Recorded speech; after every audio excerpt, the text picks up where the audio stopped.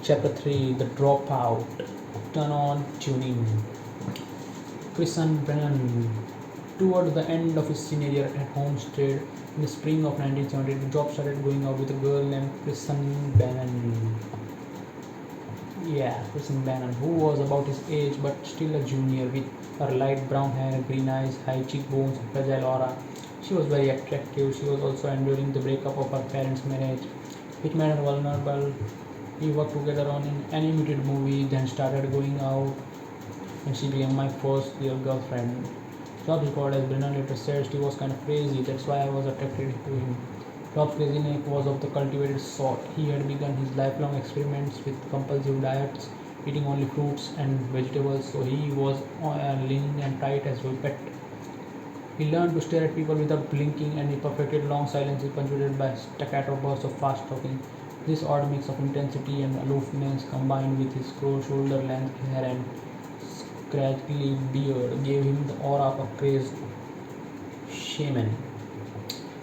He oscillated between charismatic and creepy. He shuffled around and looked out mad, recalled Brennan. He had a lot of angst. It was like a big darkness around him. Job had begun to drop acid by then. He turned Brennan on to it as well in a white wheat field just out at Sunnyvale. It was great, he recalled. I had been listening to a lot of back. All of a sudden, the wheat field was playing back. It was the most wonderful feeling of my life up to that point. I felt like the conductor of this symphony with Bach coming through the wheat. That summer of 1972, after his graduation, he and Brennan moved to a cabin in the hills about Los Altos. I'm going to go live in a cabin with Kristen, he announced to his parents one day. His father was furious. No, you are not, he said. Over my dead body. They had recently fought about marijuana, and once again the younger Job was willful. He just said goodbye and walked out. Brennan spent a lot of her time that summer painting. She was talented, and she did a picture of a clown for Job that he kept on the wall. Job wrote poetry and played guitar. He could be brutally cold and rude to her at times, but he was also entrancing and able to impose his will. He was an enlightened being who was cruel. She recalled, that's a strange combination. Midway through the summer, Jobs was almost killed when his red Fiat caught fire. He was driving on Skyline Boulevard in the Santa Cruz Mountains with a high school friend, Tim Brown, who looked back, saw flames coming from the engine, and casually said to pull over, your car is on fire. Jobs did. His father, despite their argument, drove out to the hills to tow the Fiat home in order to find a way to make money for a new car. Jobs wasn't able to drive him to the college to look on the help wanted bulletin board. He discovered that the Westgate shopping center in San Jose was seeking college students who could dress up in costume and amuse the kids. So for $3 an hour, Job, Wozniak, and Brandon donned heavy full body costume and had yet to play Alice in Wonderland. The Mad Hatter and the White Rabbit. Wozniak, in his honest and sweet way, found it fun. I said, I want to do it. It's a chance because I love children. I think Steve looked at it as a lousy job, but I looked at it as a fun adventure. Jobs did indeed find it a pain. It was hot, the costume was heavy, and after a while I felt like I wanted to smack some of the kids. Patience was never one of his virtues. Reed College. 17 years earlier, Job's parents had made a pledge when they adopted him. He would go to college. So they had worked hard and saved dutifully for his college fund, which was modest but adequate by the time he graduated. But Jobs, becoming ever more willful, did not make it easy. At first, he toyed with not going to college at all. I think I might have headed to New York if I didn't go to college, he recalled, musing on how different his world and perhaps all of ours might have been if he had chosen that path. When his parents pushed him to go to college, he responded in a passive-aggressive way. He did not consider state schools such as Berkeley were worse than was, despite the fact that they were more affordable. Nor did he look at Stanford just up the road and likely to offer a scholarship. The kids who went to Stanford, they already knew what they wanted to do, he said. They weren't really artistic. I wanted something that was more artistic and interesting.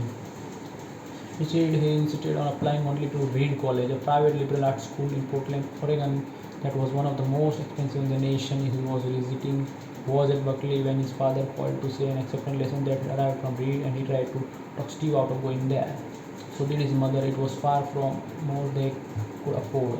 He said, but the son responded with an ultimatum. If he couldn't go to Reed, he wouldn't go anywhere. He relented as usual. Reed had only 1,000 students, half the number at Homestead High. It was known for its free-spirited hippie lifestyle, which combined somewhat uneasily with his rigorous academic standards and core curriculum. 5 years earlier, Timothy Leary, the guru of psychedelic enlightenment, had sat a cross-legged at the Reed College Commons while on his League for Spiritual Discovery College tour, during which he exhorted his listener, like every great religion of the past, we seek to find the divinity within. This ancient goal is redefining the metaphor of the present turn on tune in dropout. Many of the Reed students took all three of those injunctions seriously. Dropout rate during the 1970s was more than one third. When it came time for Jobs to matriculate in the fall of 1972, his parents drove him up to Portland. But in another small act of rebellion, he disputed to let them come on campus. In fact, it refrained from even saying goodbye or thanks.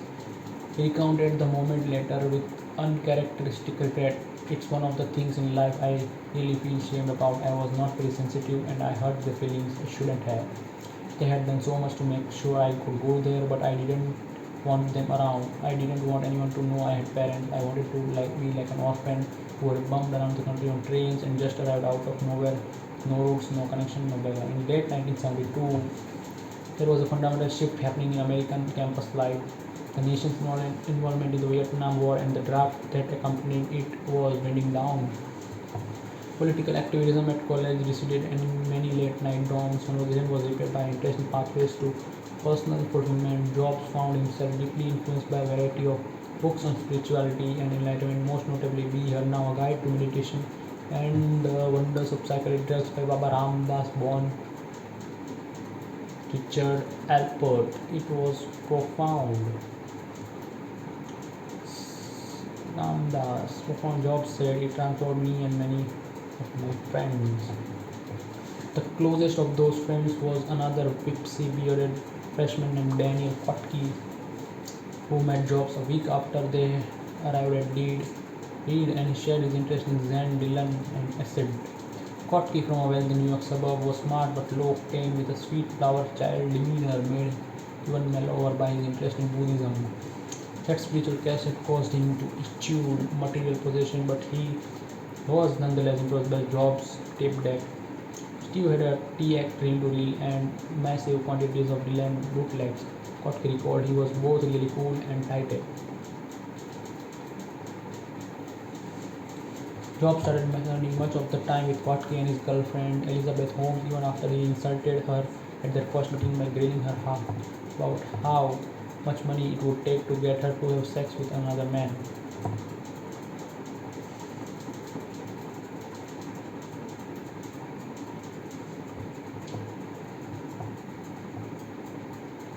They chat with the host together, engaged in the typical dome raps about the meaning of life, attending the love festivals at the local Hare Krishna temple, and went to the Zen center for free vegetarian meals. It was a lot of fun, said Kotke, but also philosophical, and we took Zen very seriously. Jobs began sharing with Kotke other books, including Zen Mind, Beginner's Mind by Shunryu Suzuki, Autobiography of a Yogi by Paramahansa Yogananda, and Cutting Through Spiritual Materialism Chogyam Trungpa. Oh, it's a nice line like that. They created a meditation room in the attic crawl space about Elizabeth Holmes' room and fixed it up with Indian prints, a turi rug, candles, incense, and meditation cushions. There was a hatch in the ceiling lead to an attic which had a huge amount of space. Jobs said we took psychedelic drugs that sometimes, but mainly we just meditated.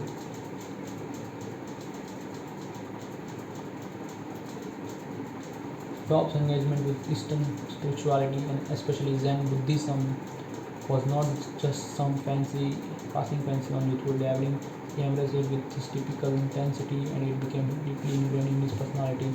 Steve is very much Zen, said Kotke.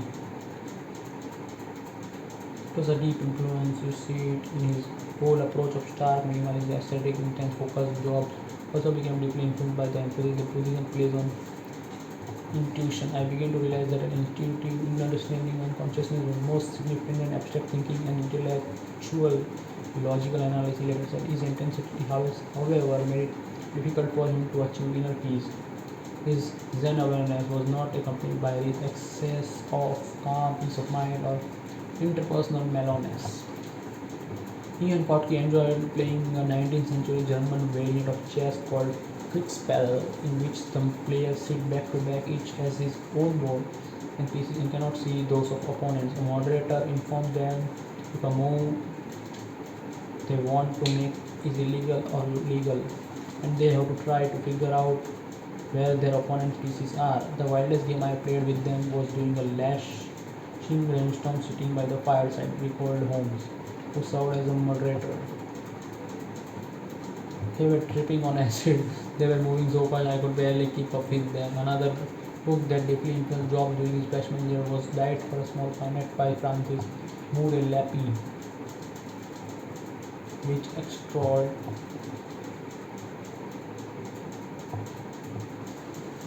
the personal and planetary benefits of vegetarianism. That's when I swore off meat pretty much for good, recall. But the book also reinforces tendency to embrace extreme diets, which includes purges, fast, or eating only one or two foods, such as carrots or apples, for weeks on end.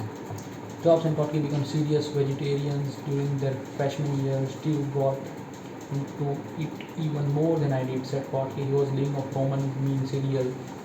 They would go shopping at a farmer's co-op where Jobs would buy a box of cereal which would last a week and other bulk health food. He would buy flats of dates and almonds and lots of carrots, and he got a champion juicer and would make carrot juice and carrot salads. There is a story about Steve turning orange from eating so many carrots, and there is some truth to that. Friends remember him having at times a sunset like orange hue. Jobs' dietary habits became even more obsessive when he read Nucleus Diet Healing System by Arnold Ehret. An early 20th century German born nutrition fanatic. He believed in eating nothing but fruits and starchless vegetables, which he said prevented the body from forming harmful mucus, and he advocated cleansing the body regularly through prolonged fasts. That meant the end of even Roman meal cereal or any bread, grain, or milk. So began warning friends of the mucus dangers lurking in the bagels. I got into it in my typical nutso way, he said.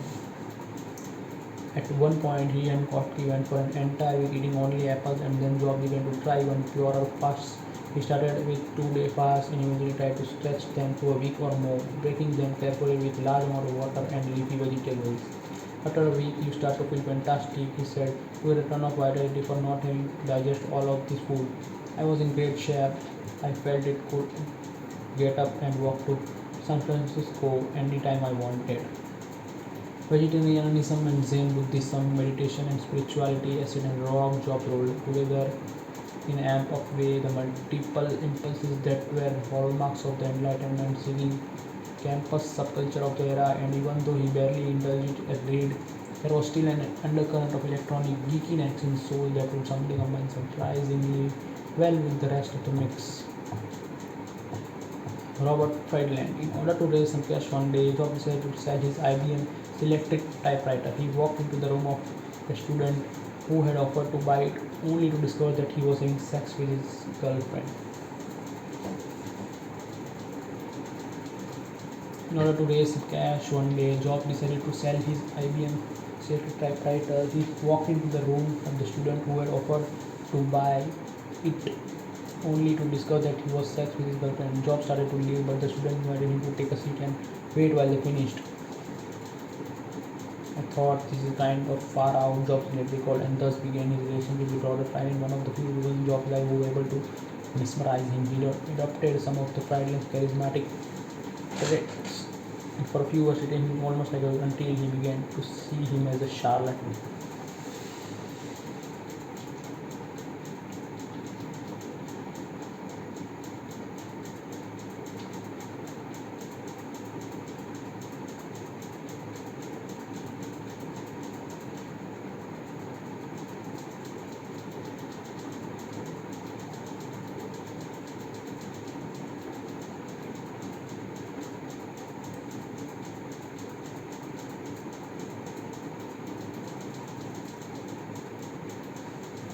Pilot was 4 years older than George, but still an undergraduate, the son of an Auschwitz survivor who became a prosperous Chicago architect. He had originally gone to Bowdoin Liberal Arts College in Maine, but while a sophomore, he was arrested for possession of 24,000 tablets of LSD worth $125,000. The local newspaper pictured him with shoulder-length wavy blonde hair, smiling at the photographers as he was led away. He was sentenced to 2 years of federal prison in Virginia, from which he was paroled in 1972. That fall, he headed off to Reed, where he immediately ran for student body president, saying that he needed to clear his name from the miscarriage of justice he had suffered. He won. Twilight had heard Baba Ramdas, the author of Be Here Now, to give a speech in Boston. Like Jobs and Gordon had gotten deeply into spirituality. During the summer of 1973, he traveled to India to meet Ramdas' Hindu guru, Neem Karoli Baba.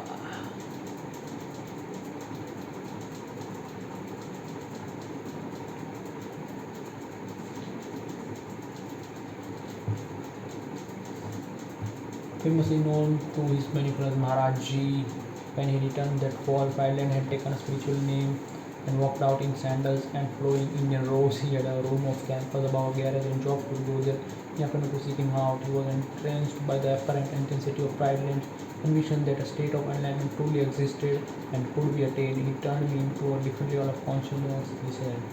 Job said. Friedland found Job fascinating as well. He was always walking around barefoot.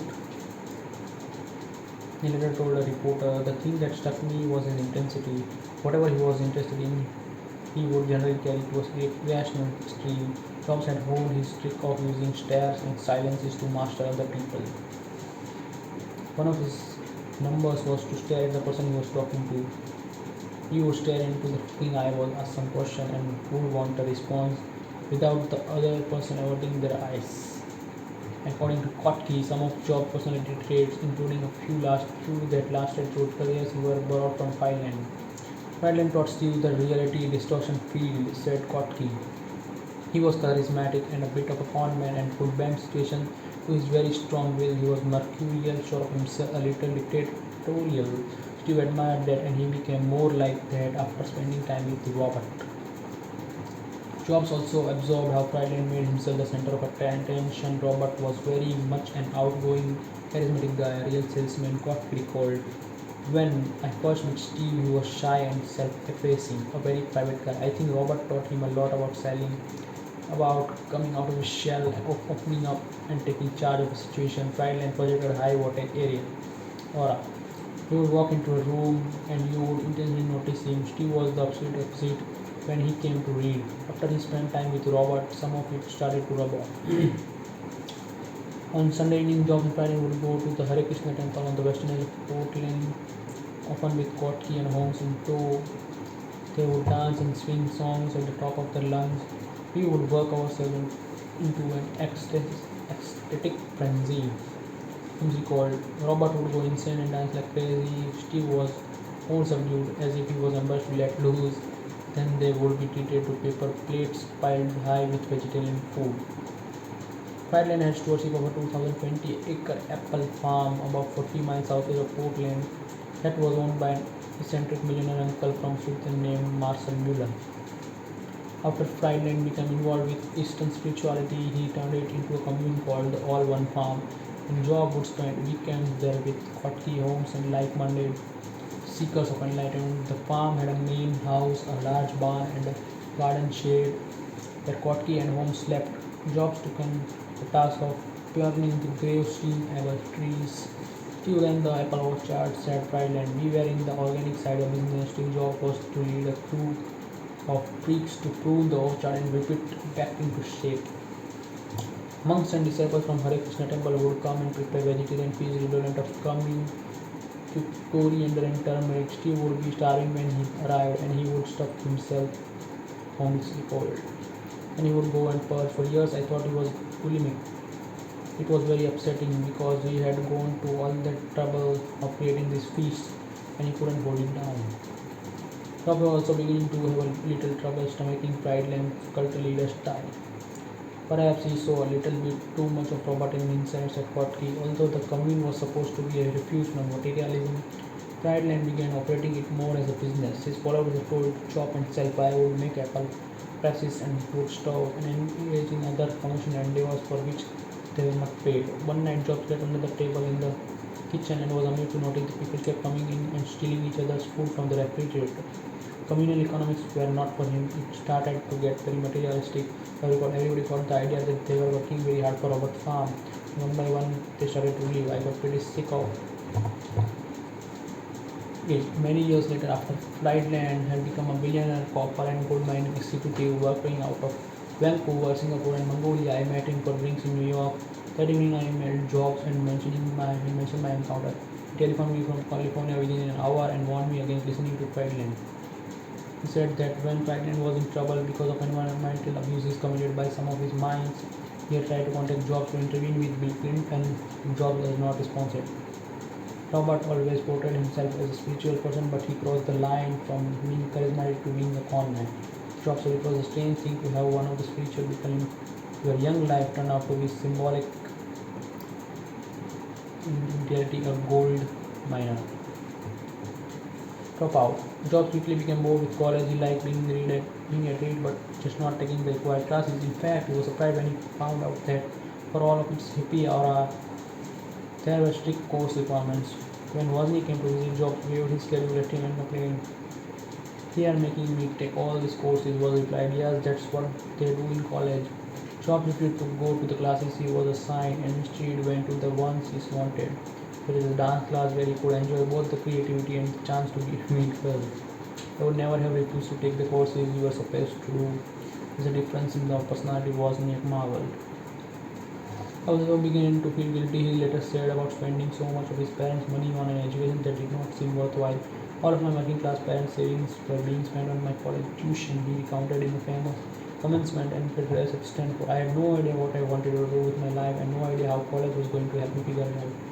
And here I was spending all of my money, all my parents had saved their entire life, so I decided to drop out and trust that it would all work out okay. He didn't actually wanted to leave read, he just wanted to quit paying tuition and taking classes that didn't interested him. Remarkably, he tolerated that. He had a very inquiring mind that was enormously attractive, said the Dean of Students, Jack Goodman. He refused to accept automatically received truth and he wanted to examine everything himself. Goodman allowed Jobs to audit classes and stay with friends in the dorms even after he stopped paying tuition. The minute I dropped out, I could stop taking the required classes that didn't use him and began dropping in on the ones that looked interesting, he said. One time was a calligraphy class that appealed to him after he saw posters on campus that were beautifully drawn. I learned about serif and sans serif practices, about varying the amount of space between different letter combinations, about what makes great typography great. It was beautiful, historical, artistically subtle in a way that science can't capture. I found it fascinating. It was yet another example of Jobs consciously positioning himself at the intersection of the arts and technology. In all of his products, technology would be married to great design, elegance, human touches, and even romance. He would be in the fore of pushing friendly graphical user interfaces. The calligraphy course would become iconic in that regard. If I had never dropped in on that single course in college, the Mac would have never had multiple typefaces or proportionally spaced fonts.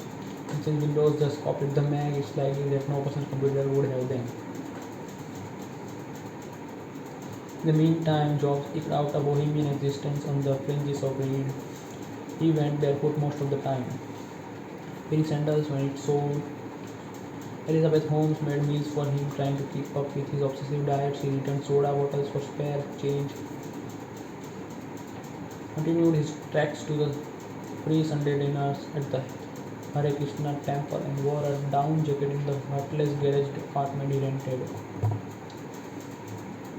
for $20 a month. When he needed money, he found work at the psychology department lab, maintaining the electronic equipment that was used for animal behavior experiment. Occasionally, Chris and Brennan would come to visit. The relationship sputtered along erratically, but mostly hinted to the stirrings of his own soul and personally quest for enlightenment. I became of age of a magical I came of age at a magical time, he reflected later. Our consciousness was raised by Zen and also by LSD. Even later in life, he would repeat it. psychedelic drugs for making him more enlightened. Taking LSD was a profound experience, one of the most important things in my life. LSD shows you that there is another side to the coin and you can't remember it where when it wears off, but you know it. It reinforced my sense of what was important, creating great things instead of making money, putting things back into the stream of history and of human consciousness as much as I could. Chapter 3 over.